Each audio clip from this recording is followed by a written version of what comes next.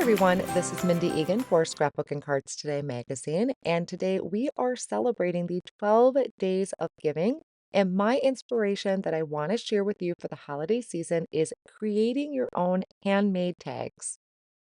I'm going to be using the stocking stuffer die from Tailored Expressions and sharing many ideas with you along the way. So let's take a look at some of the supplies I'm using. I have I'm a Hugger. This is the cat version. I'm using stocking stuffer. I have the Sundry Sentiments holiday version, Make It Merry. I'm going to be using the Merry Christmas sentiment from that, and the Playful Plaid background. Now for inks, I'm going to be using Oreo, mulled wine, oat milk, cupcake, mushroom, and Brussels sprout. So off screen to save a little time, I went ahead and did a bunch of my die cutting. So I'm starting with the stocking stuffer. This creates the cutest stocking that you can turn into either something you can tuck small items in if you want to create a pouch. You can use it as a focal point on your card front. But for me today, I'm going to be creating the handmade tag. The cardstock colors I have are sugar cube, sweet basil, and red pepper. So I have one of the stocking toppers die cut out. I'm actually going to have two of the loop handles. And then I have each piece die cut for the foot and the heel part. And then for the stockings, I have two because I want to create kind of a completed background to my stocking tag. Then I have the I'm a Hugger cat, and there's actually quite a few of these. You don't have to have a cat. There's also, I think, a dog and a few other critters that are just super cute. Now, this is meant to actually have like a gift card presented with it, but I thought it would be really cute to have this cat kind of sticking up over the top of the stocking. So you have your die set, but then there's also a small stamp set to die or to stamp your paw prints, some little stripes for the top of the head and the face. The colors I'm using here is sea salt for the cat, and I did die cut that twice. I'm also going to save those negative pieces for the ears, so save those. I do have the actual inside of the ears and the nose die cut from Cupcake, the Santa hat from Red Pepper, and then the pom-pom and the brim of the hat out of Sugar Cube. And now you could go ahead and just create everything as is, but I always love to step things up a little bit by adding ink blending to my die cut pieces. So one of the pieces I'm grabbing for the cat, and I'm going to be ink blending just around the outer edge of the head using oat milk ink and a mini blending brush. And keep in mind, although the ink looks really dark right now, it will dry back a little bit and kind of get a little softer and won't be so dark. I'm going to do something similar for the stocking. So for the stocking out of red pepper cardstock, I'm going to ink blend around it using mulled wine. Once again, using just a small blending brush. I don't need a large one because I really don't have a huge area to cover. So I'm just going around the outer edges of that. I'm also going to have the pieces for the heel and the foot. So I don't need to go around completely. And then for the Santa hat, I'm also going to add some ink blending. And now I have those pieces for the heel and the foot. This was die cut out of sweet basil cardstock, and I'm ink blending around the edges using Brussels sprout.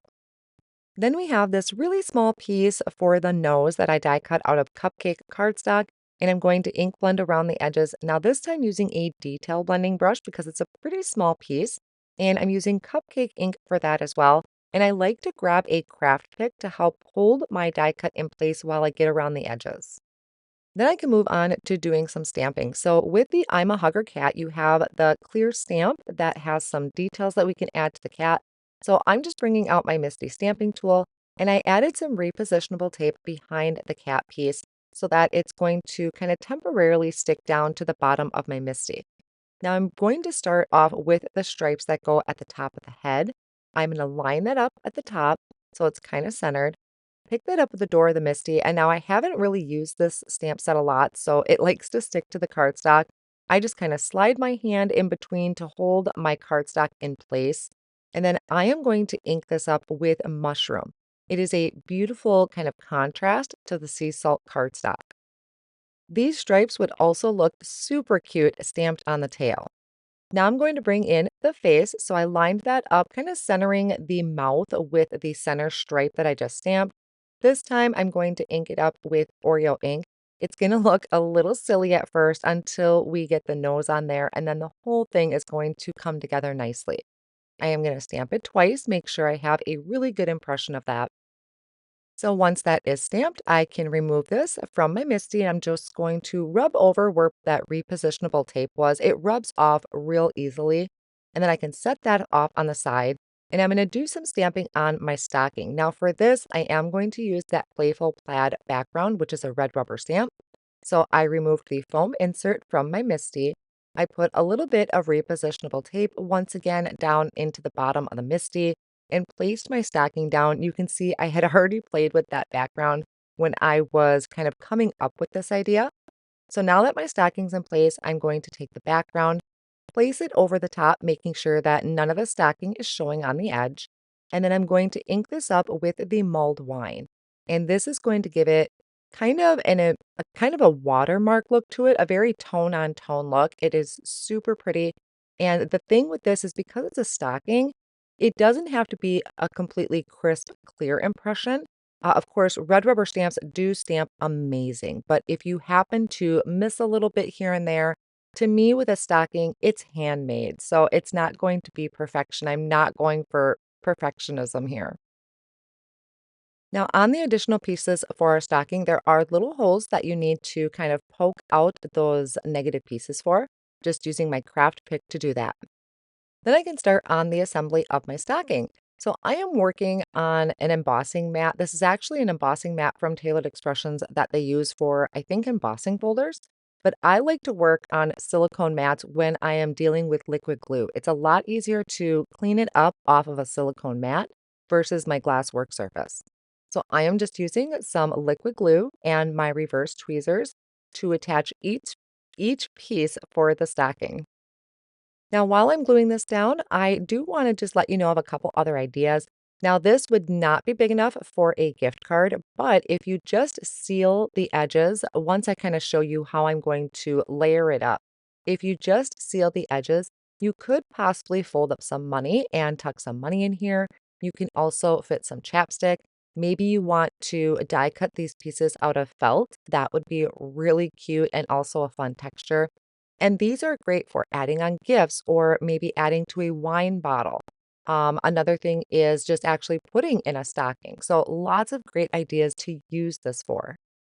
And the top here that I'm adding with the cat, you don't even have to have a topper. I thought it would just be really cute to have a critter that's kind of popping up out of the top of the stocking, especially a cat because I feel like they're the most mischievous around the holidays. And like I mentioned earlier, there are other critters that you could add to the inside of the stocking. I had gone ahead and added my nose. I added the pink die cut pieces for the ears. Those go behind the gray piece or the sea salt cardstock. And now I'm going to be having this so the paws are kind of sticking up over the top of the stocking. And there is just a little piece there right at the paws that you need to just snip with your scissors.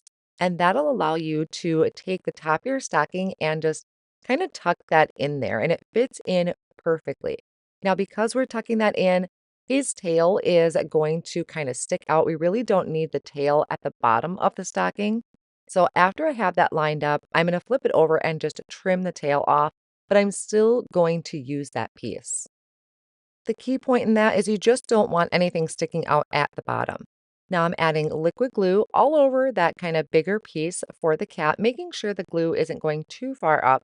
And I also added a little bit right at the top of the stocking on the back, and I can tuck that under the paws and then secure that in place. I do still want to use the tail and I need to add some ink blending to that. So I grabbed an ink pad and I started ink blending. I accidentally grabbed mushroom when I should have grabbed the oat milk, but I just went a little lighter handed so that it didn't come in too harsh and looked too different from the actual cat head. When I die cut the loop, I did die cut it twice and I'm going to layer this together. And the reason I did that is I want that piece to have stability because I do plan on actually using it to add my string to tie onto a package. So I'm adding that behind the cap. Then I can come in, add a little bit of liquid glue to the tail and tuck that right behind the loop. And then I have the adorable Santa hat that's going to be placed on the kitty's head. And I'm just going to kind of tilt it a little bit So it's hanging off of the edge there. So it's only covering the one ear. So this already is looking super cute. It would look great on the front of a card, but because I want to turn it into a tag, I wanted the back of this to have more of a completed look. I didn't want the recipient to see the glue in the back or all those individual pieces, which is why I had die cut the I'm a Hugger cat twice from the oat milk, no, from the sea salt cardstock. So I am adding liquid glue to the front side of that, and then I'm going to flip it over. So that way you don't see the details of the paws and it doesn't look like the cat is facing both directions. So I'm going to line that up over my previous piece. I did trim off the tail on that one as well. And then these negative pieces that I mentioned earlier to save, I'm placing back in there so it covers the pink of the ears because we wouldn't have the pink showing from the back. I also had gone ahead and die cut out another Santa hat, added a little bit of ink blending to that, so I can layer it over the top to give it more of that finished look, like the hat is really kind of over the cat's head. And I'm also going to add the pom-pom and the white trim, which I think this would be really cute, either added with some glitter or even die cut from some felt. Now, if you really want to have a finished look, we could die cut another stocking from that same red pepper cardstock, but I die cut one earlier out of the sugar cube cardstock. I initially thought I would stamp directly on the back of the white cardstock, but I decided to do it separately and cut my sentiments out with a coordinating die. This just felt a little safer to me. So I lined up a Merry Christmas, which is off of the Make It Merry stamp set, and then a to and a from, which is from the Sundry Sentiment holiday set.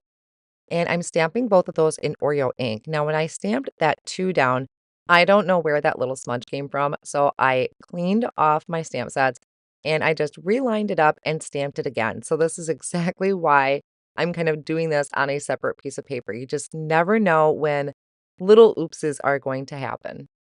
Each of these sentiments do have a coordinating die, so I'm going to line those dies up, hold them in place with a low tack tape, and then run them through my die cut machine. I was also really nervous about lining these up straight on the back of the stocking because the stocking is kind of tipped a little bit. And so by die cutting it, I'm really able to kind of fiddle with it a little bit and place it how I want to. I could have die cut out another stocking if I messed up, but I just thought this would be a lot quicker. So I'm just adding the Merry Christmas and then to and from on the back using some liquid glue. And now I am taking that piece and flipping it over and adding liquid glue all the way around the edge and to the inside and lining that up on the back. So everything is going to line up perfectly. And this really creates stability. It's got some substantial to it. So this is something that it would take a little bit to really ruin it or bend it. It's got some heft to it. I found some silver string in my drawer. I'm not really sure where this came from, just something I had in my stash. And I'm taking that and I'm just threading it through that die cut loop that we doubled up earlier. So that doubling it up does really help create that stability. And then I'm just tying a knot down at the bottom to create my little string to add to a present. A few other things just to kind of help dress this up is I'm going to bring in a white gel pen and add some highlights to the hat. And then I'm going to bring in some glossy accents and add that to the nose. And that's going to finish off my tag. So this is definitely something that somebody could keep if they wanted to have a keepsake. It would be a great ornament. So it's something that you can remember every year. So it's just a really fun way to personalize all of your gifts this year. I think this turned out absolutely adorable. I want to make a few more, maybe with some different critters. I do have a couple other critters, and even turning maybe one of those cats into a black cat, I think would be really adorable. I hope you all enjoyed today's tutorial. Thank you so much for joining me.